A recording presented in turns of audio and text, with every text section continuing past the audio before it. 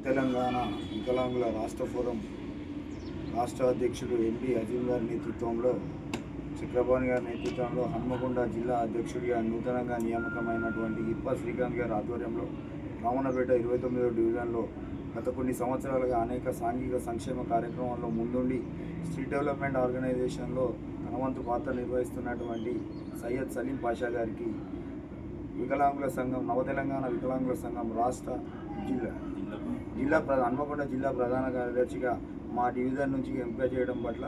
జిల్లా వికలాంగుల ఫోరంకు, రాష్ట్ర వికలాంగుల ఫోరంకి డివిజన్ కాంగ్రెస్ పార్టీ పక్షాన ప్రత్యేక ధన్యవాదాలు తెలియజేస్తూ, గత 2004లో ఉన్నటువంటి వికలాంగుల ఫోరంలో అప్పటి తెలంగాణ రాష్ట్ర కాంగ్రెస్ ప్రభుత్వం వికలాంగులకు పెద్దపీట వేయడం జరిగింది. దాన్ని దృష్టిలో ఉంచుకొని ఈరోజు మళ్ళీ వికలాంగుల ఫోరంలకి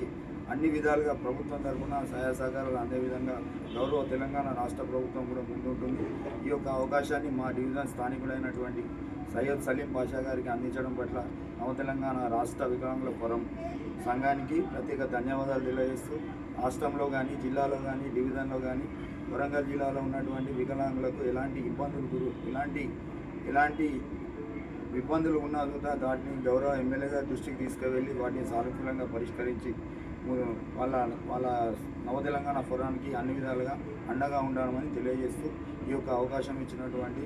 జిల్లా ఫోరం సభ్యులందరికీ ప్రత్యేక ధన్యవాదాలు తెలియజేయడం జరుగుతుంది. ఈరోజు నవతెలంగాణ వికలాంగుల ఫోరం రాష్ట్ర అధ్యక్షులు ఎండి అజీం